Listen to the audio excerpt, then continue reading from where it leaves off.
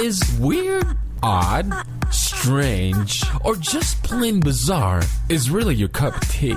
Then the Golden State Media Concepts Weird News Podcast will give you that fix. Can't believe it? Well, listen for yourself as we deliver the strangest news you definitely won't find on CNN or Fox. It's the Golden State Media Concepts Weird News Podcast.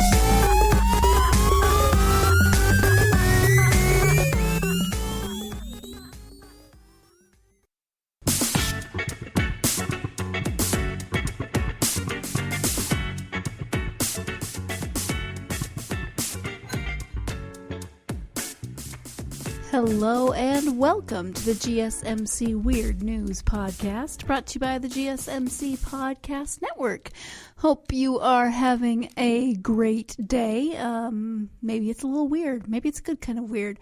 We are here to talk about the weird, and, you know, I've said it before, the world can be... especially the world of news can be a depressing topic. So we are here to bring you news of a different sort. News of a strange, quirky, odd, weird sort. And hopefully it can be a distraction in your day, be a break from the normal weirdness, if you will, and be a different kind of weirdness. Now, this first story is actually a little bit more on the sad side. It's less weird, more, but that can be weird news too, right? Things that make you just go, oh, I can't believe I almost said that. Things that make you go, which is very much like things that make you go, which is showing my age. So just move on, pretend you didn't hear that. But things that make you shake your head, things that make you wonder, okay, what were we thinking here? Well, this story, we know what the person was thinking. This is a story from South Africa, and a South African pastor died recently of malnutrition after he attempted to fast like Jesus for 40 days and 40 nights. So it was reported that the 44-year-old pastor left home on June 17th for a nearby bush to have prayers, just like Jesus did. He was attempting to equal or break Jesus' record of fasting for 40 days, and he died just after a month, despite having no history of illness. Well, your body can only go so long without food, even less without water. He was clearly having water. He was alone in the wilderness, and his body was found by a stranger who then called the police. He was known by his family and community at large as a very spiritual person whose faith could move mountains, and his death surprised everyone, even church members. One close relative said he was a very spiritual man. It's unfortunate he had to die this way. After a month, we got the sad news of his death. The pastor was a healthy and religious old man who did not even look his age. And that, wow, I'm 44. That just made me feel old. I realize that age is different depending on where you live and the circumstances of your life. So, couple things. You know, I'm not here to make any religious comments or judge anyone's faith, but let's look at this from both a religious and a secular standpoint. First off, if you are looking at this from a religious standpoint and you believe that Jesus is the Son of God, well, then Jesus has a bit of the upper hand in this situation. Jesus is the Son of God. Jesus was the Son of God and was out in the wilderness fasting for 40 days with a few more, let's just say, tricks up his sleeve than we as regular humans might have. And I know that the Bible says that we can do all things through Christ, but the human body is just not designed to go without food for this length of time. And he was hoping to not only do the 40 days, but break that record. Now, if you're looking at this from a secular point of view, again, science, your body can't last that long. So either way, really, I don't know if this was the best idea. And unfortunately, this may or may not affect people's faith because they clearly saw this person as a spiritual man and believed that he could do whatever he set his mind to and that God would be with him in that. Again, I don't want to get into too much religion. I don't want to offend anyone. This just makes me sad. I come to it actually from both a religious and a secular perspective, and I can see both sides of it. And it does make me sad. I mean, testing your faith is one thing, but you need to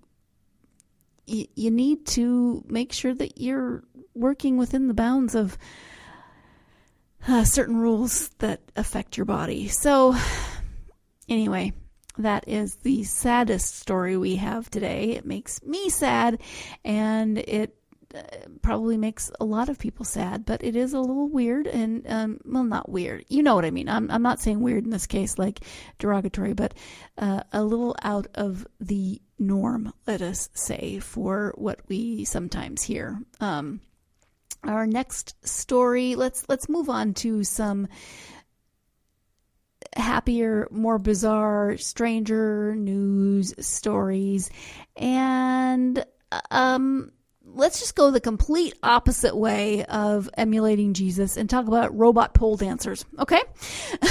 Because why not? Robot pole dancers are set to debut at a French nightclub. Okie dokie. 2 robot dancers, topped with a CCTV camera for a head, will debut at the SC Club in Nantes to celebrate its 5th anniversary. I am looking at the picture. They look a little bit like the clones in the Clone Wars, except that this one has breasts. I mean, it's a robot, so they're not real breasts, obviously, but there's definitely the shape of breasts on her chest, and she is on a pole. Oh man, okay. Robots, of course, and artificial intelligence have both often, we've been using them for years, replacing humans with them in various aspects, carrying out jobs around the world, but robots as dancers? Okay, this is something you see in sci-fi all the time, right?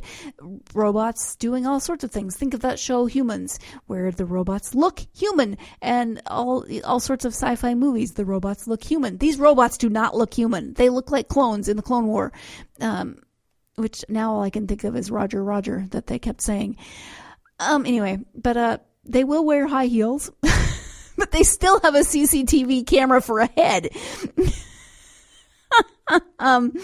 The bots were the brainchild of British artist Giles Walker, who has overlaid their metal bodies with parts from plastic mannequins.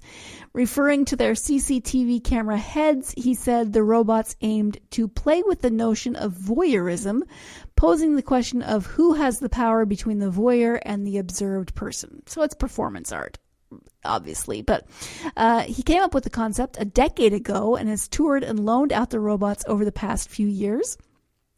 Despite the rise of robot workforces, club owner Laurent Roux said the new members of staff will not replace the 10 human dancers who currently perform there, instead saying it was a way of honoring the technology. This just makes me laugh because really we couldn't have gone more opposite from our first story, right?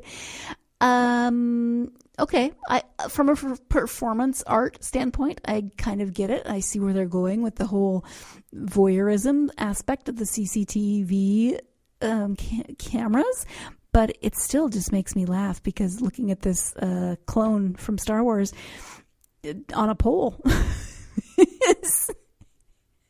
Yeah, if you are going to replace humans with robots in this particular aspect, they're going to have to look a lot more human.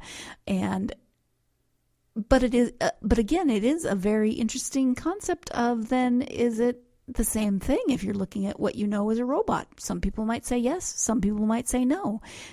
Definitely a different point of view, and there's some morality issues in there. There's some psychological issues in there. There's a lot of different things to think about, but just the phrase pole dancing robots makes me laugh.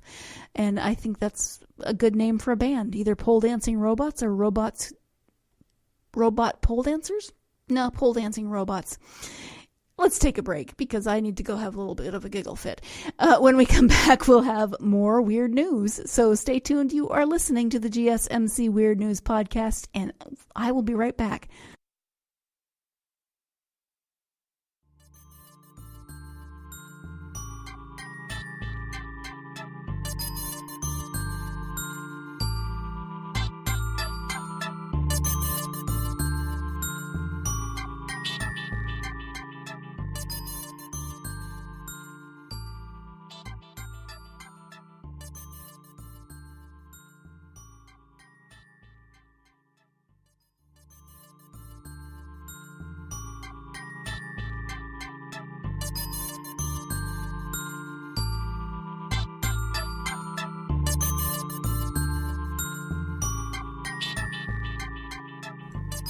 Welcome back to the GSMC Weird News Podcast.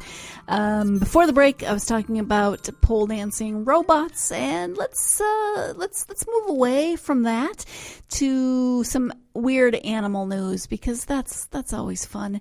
This one is weird, not as weird as it could be because I have heard of this before.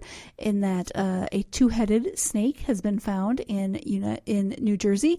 The unique aspect of this snake, named Double Dave, is that it is the first and only two-headed timber rattlesnake to be found in this is ever found in the U.S. state of New Jersey. So that is it the first to ever be found in the U.S. or is it the first to ever be found in New Jersey? I'm not sure, but what I know is that one head on a rattlesnake is enough.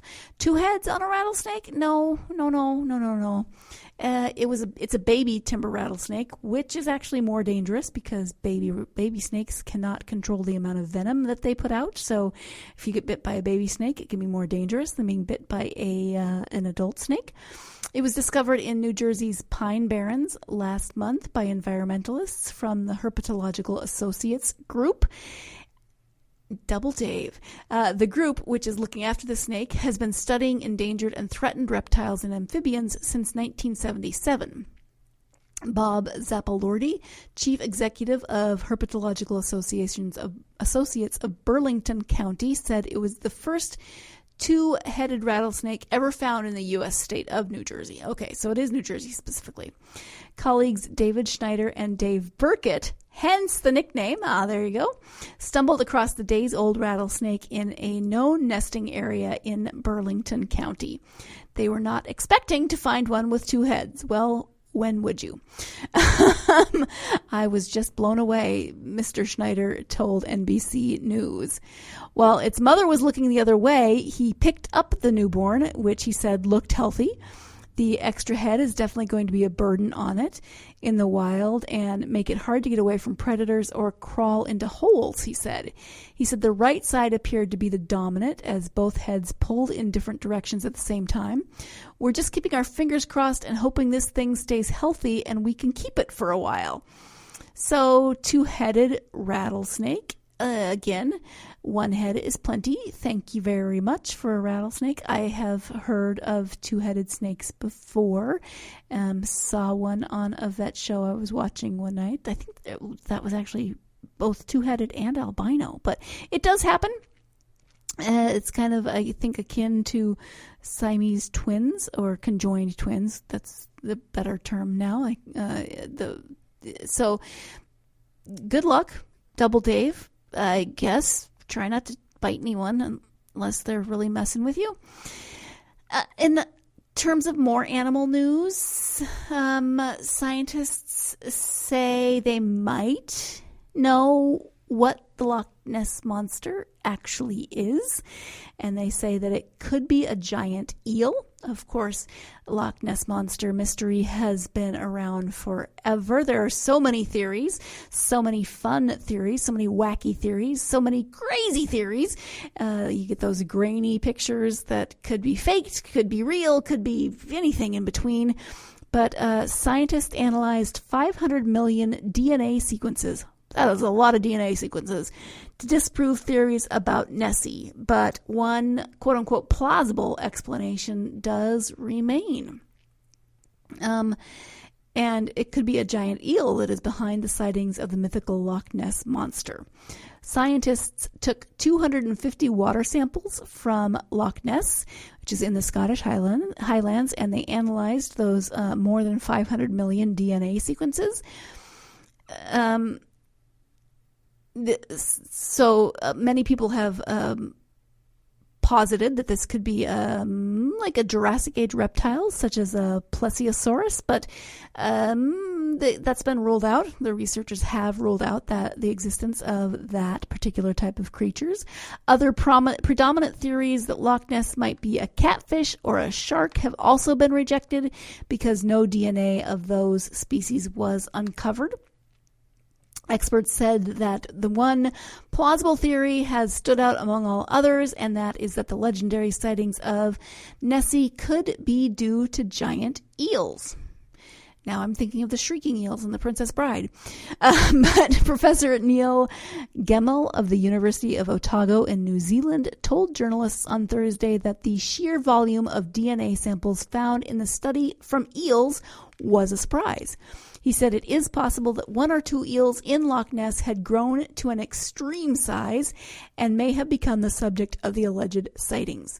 So, I don't know, eels on steroids? Maybe, or maybe just really big eels. You know, that happens. The professor went on to explain there is a very significant amount of eel DNA. Eels are very plentiful in Loch Ness. Our data doesn't reveal their size, but we can't discount the possibility of but the sheer quantity of the material says that we can't discount the possibility that there may be giant eels in Loch Ness. He led a team of global scientists for the project, which also highlighted a lot of uncertainty in the research, noting that the number of DNA samples would amount to a thimble taken from a large stretch of water. He added, for the people who still want to believe in monsters, there is still a lot of uncertainty in this work. The absence of evidence isn't necessarily evidence of absence. Well, there you go. Most scientists have quashed the Nessie phenomenon over the years, dismissing the belief that the monster might exist as the result of several hoaxes and wrongly identified mundane objects. One of the most famous images purporting to show the monster came from 1934, and that's that grainy black and white one that you pretty much always see. It was allegedly taken by Colonel Robert Kenneth Wilson, but was later exposed as a hoax by Chris Sperling, who revealed on his deathbed that he was involved in the staging of the photo. During a sonar search for the loch for clues in 2016, Norwegian tech group Kongsberg Maritime uncovered what turned out to be a 9-meter or 30-foot long model of the beast. Ah, look at that. It was later confirmed, I had not heard that. It was later confirmed to be a prop made for the 1970 film The Private Life of Sherlock Holmes, directed by Billy Wilder and starring Robert Stevens and Christopher Lee. Visit Scotland says the enduring fascination with the creature, which many believe would resemble a dinosaur, is still worth millions to the national economy, which is cool. Go economy. Hundreds of thousands of visitors travel to Loch Ness and the nearby village of Drumnadrochit each year, many of them hoping to catch a glimpse of the illustrious monster. So have you been to Loch Ness? Have you spotted anything that you thought could be the Loch Ness Monster, or Nessie, as it is affectionately known? I love the theories. If you've ever read Diana Gabaldon's Outlander series, there is a scene where the main character encounters the Loch Ness Monster, or a version of the Loch Ness Monster, and it's posited in that it's a time traveler, because the main character is a time traveler. So she says, hey, maybe there is a time travel portal or door or whatever you want to call it, where, you know, a dinosaur does come through every once in a while and pop its little head up. Hey, it's as plausible as anything else, right? So Loch Ness Monster could be a giant eel, could be a time-traveling dinosaur. It's probably not a two-headed timber snake. timber rattlesnake, and I'm definitely okay with that. At any rate, on that note, I'm going to go ahead and take our second break of the podcast. And when I come back, a couple more weird news stories before we wrap up this episode. So stay tuned. You're listening to the GSMC Weird News Podcast, and I'll be right back. This is your ultimate stop for everything sports. The Golden State Media Concepts Sports Podcast. Should I say more? From the NFL, MLB, the NBA to MMA, it's all in here. The Golden State Media Concepts Sports Podcast. Listen now.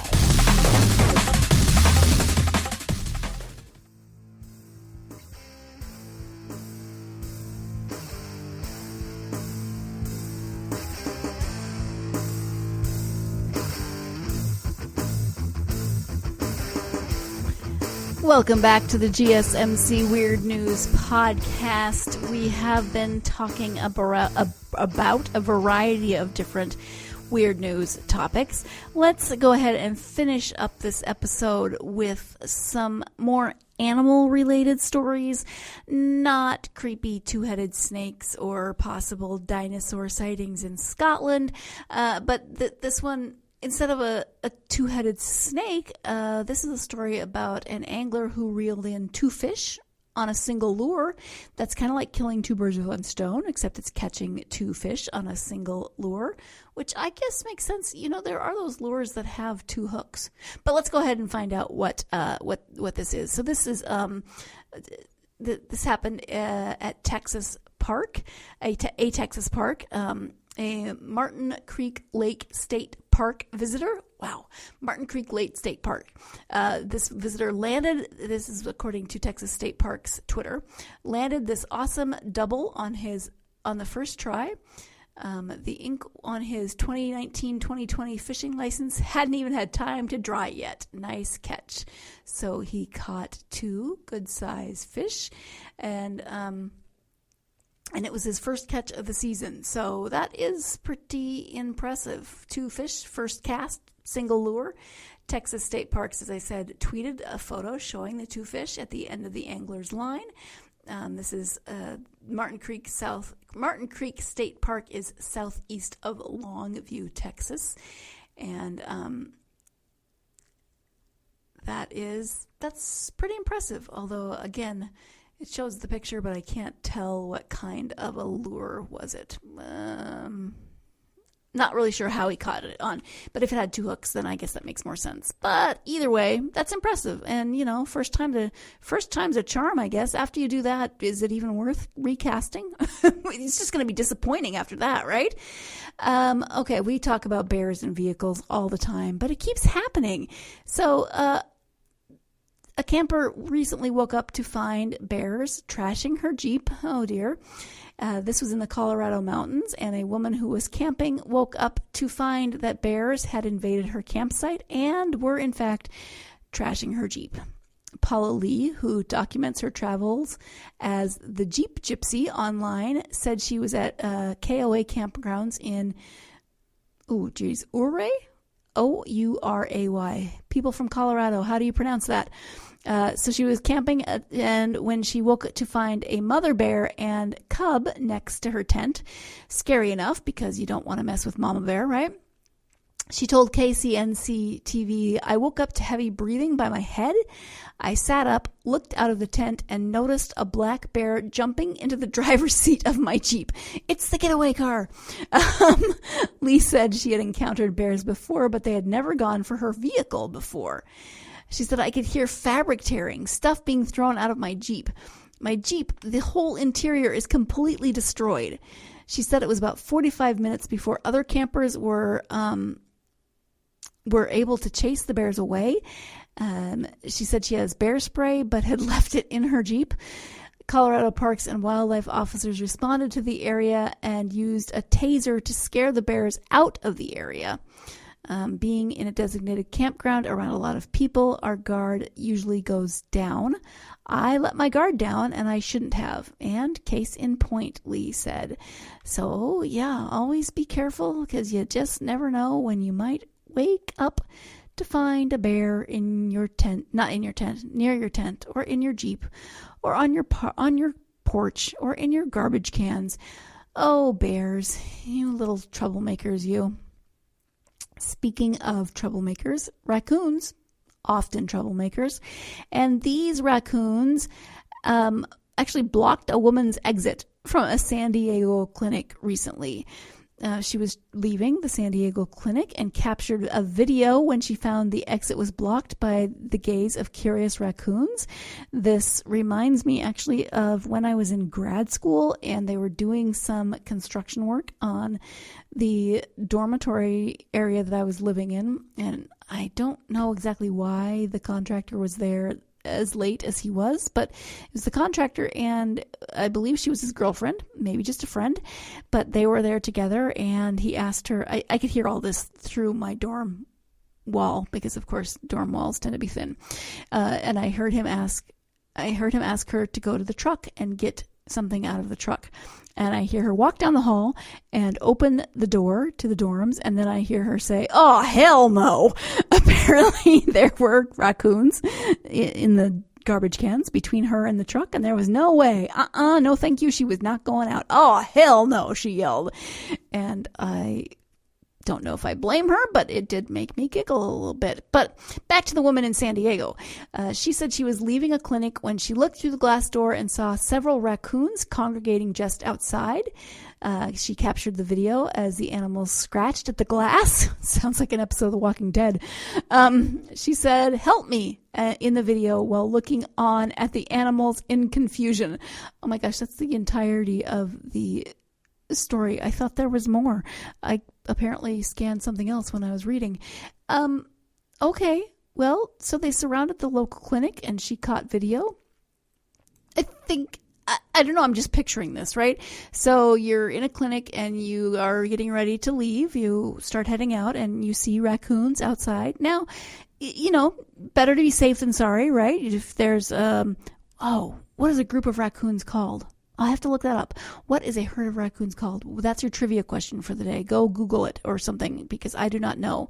Is it a herd, a flock, a group, a murder? There's so many fabulous words for groups of animals. Anyway, there was a collection, let's just say, of raccoons. And, you know, raccoons can carry diseases that can be passed on to humans. So you want to be cautious, but you want to be cautious around any wildlife because it can be dangerous. So not rushing out into the group of raccoons is smart. But I think what made me laugh was that she says in the video, "Help me."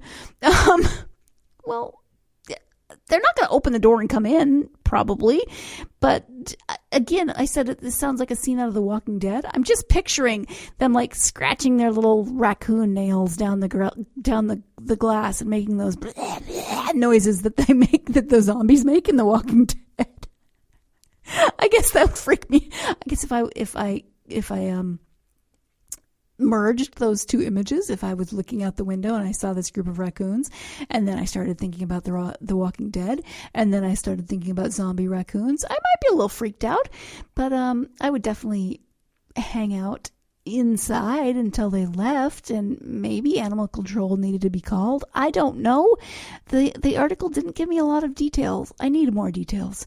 I need to know, were they plotting something? Had they gotten together and they were like, "Look, if we scratch our nails down this glass, we can break it open. We can get into that clinic." I don't know what kind of a clinic it was even. Did they need flu shots? Oh, raccoons. Somebody tell me what a group of raccoons is called, and I will have that information. Hopefully I will remember to tell you the next episode. I'll look into that, but hopefully I can remember to tell you. At any rate, I gotta wrap this episode up because zombie raccoons is both cracking me up and creeping me out a little bit. I'm probably going to have dreams now about zombie raccoons. I hope you don't. I hope you have pleasant dreams. And if they're weird, they are weirdly pleasant or pleasantly weird, whichever one works best for you.